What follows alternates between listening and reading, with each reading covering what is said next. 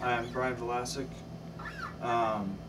Since my last video, I've received a lot of emails from you guys wondering having different questions, and I thought I'd just, for part 3, just go through some of the letters and answer some questions. This first one is from Mike Hauer in Leesburg, Virginia. It says, "What is sweep picking?" Sweep picking is actually an acronym, meaning steady while efficiently executing picking.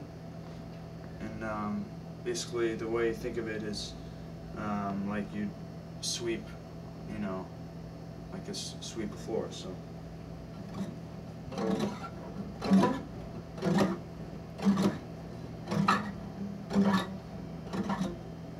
if you notice, I went all the way up and all the way back down. That's just to practice the full range of motion. If you think of like a Richter scale for earthquakes, it kind of has a wave kind of form, sweeping form.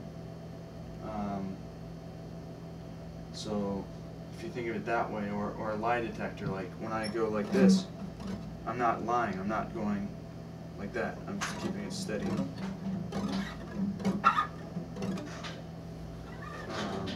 So let me just play a short piece that utilizes, sweep picking.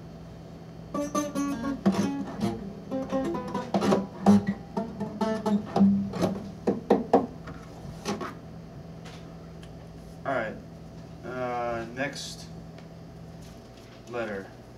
This is from Matt Torres in Orlando, Florida. Brian, I am a huge fan. I saw you when you played Madison Square Garden. I drove all the way from Florida to see you. I wanted to know if you had a special diet, and if so, does it affect your playing? I actually do have a diet that I've kept with for 15 years now. And actually, why don't we go take a look at what I have in my cupboard. Alright, this is my cupboard, and I actually share it with, I live with 2 guitar players, so we share this cupboard together, but mine's down here.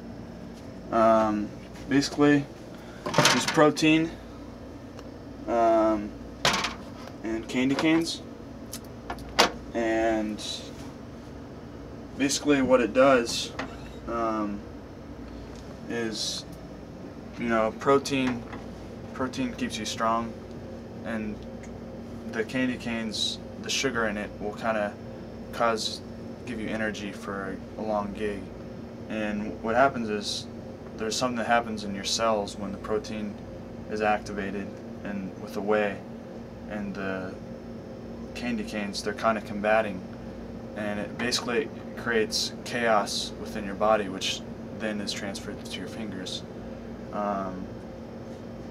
So it's important to maintain this diet, and to have a healthy diet, because playing guitar, it's your whole body you're using. It's not just your mind or your fingertips.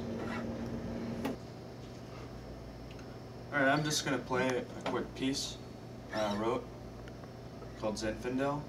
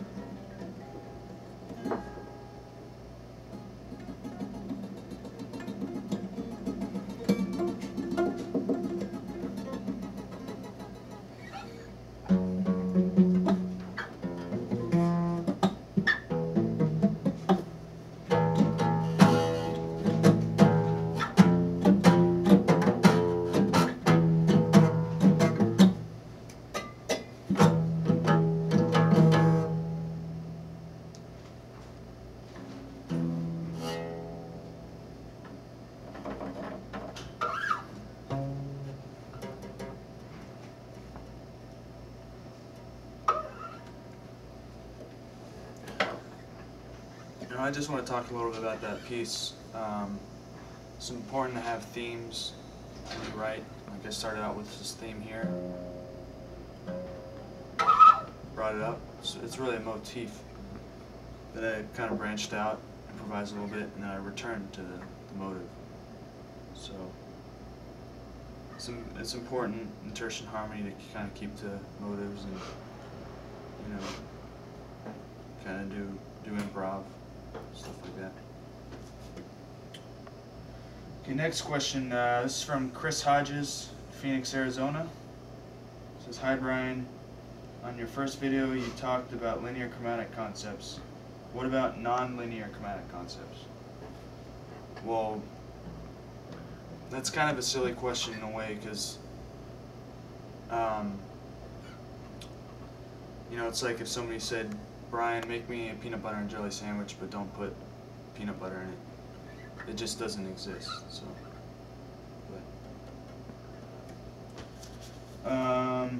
last question. This is from Sarah Martin in Miami, Florida. It says, "Brian, can you help me with chicken picking?" Sure.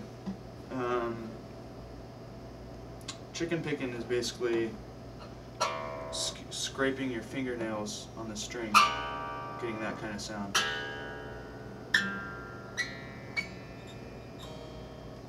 And basically, you just play exactly how you'd play. So if you're going to play a, you know, a Hungarian minor scale, you can do that just by going like that as opposed to this.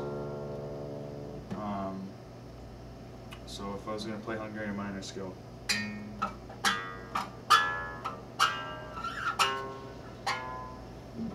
it's Hungarian minor. Or if I want to play it vertically,